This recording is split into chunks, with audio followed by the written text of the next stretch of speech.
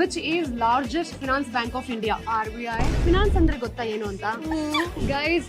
732.